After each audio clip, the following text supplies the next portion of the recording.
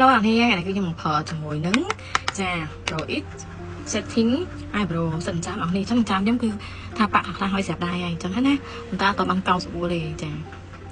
ជាមួយអ្នកនាងជាមួយទៀតគឺខ្ញុំប្រើកាយពេលដែលខ្ញុំប្រើជាមួយនឹងចាសិនចាំនេះណាចាអរគុណអ្នកនាងអញ្ចឹងគឺថាប្រើកាយតិចណាចាចង់ខ្ញុំប្រើជាមួយនឹង height ថ្មីហ្មងគឺខ្ញុំប្រើនេះប្រើពណ៌លេខ2អ្នកនាងសម្រាប់ setting pro brand របស់ Pro X នេះណាគឺថាល្បីអស់ល្បីយូរឆ្នាំតែគាត់ថាគេ review ទៀតវាថាផ្ទុកទៀតតែប្រផាក់គេឲ្យយូរអញ្ចឹងអ្នកនេះ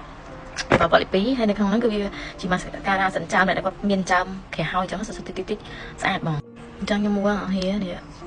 ខ្ញុំពណ៌យកពណ៌ប្រៅណាហៀបលពី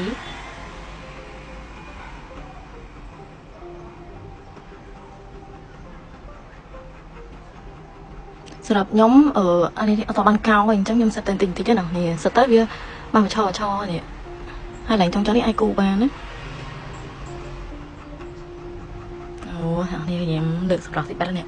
ខាងនេះអត់ទេអត់ទេខាងនេះលាប sunscreen នេះឃើញទេអ្នកហើយ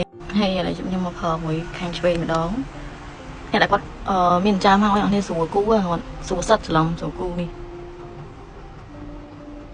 តែសារខ្ញុំអត់បានកោអញ្ចឹងអ្នកនេះវាដោះមកចង់ឡើងក្រាមហ្មងអញ្ចឹងសិតវាអញ្ចឹងនេះ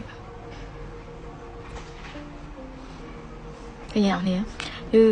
និយាយទៅគឺលើកមុខហ្មងសម្រាប់ការដែលយើងជាមនុស្សស្រីសម្រាប់សារធម្មជាតិក៏ដោយតែក៏ត្រូវតែការថែមបន្តិចអញ្ចឹងណាចាថាពណ៌អីចឹងទៅចាអានេះពេលត្នេអញ្ចឹងអ្នកនេះតិចទៅគឺសារដែលឲ្យយើងគូរុំនេះគូទៀតមកជាចាប់ដល់នេះថែមទៅរុំភ្នែកទៀតមកអ្នកនេះគឺចាប្រាកាយឯងម្ដងនេះប្រើបាន1ខែអ្នកនេះចឹងអាចសាកបានអ្នកនេះណាមានក្នុងស្តុកគ្រប់ពណ៌តែម្ដងចា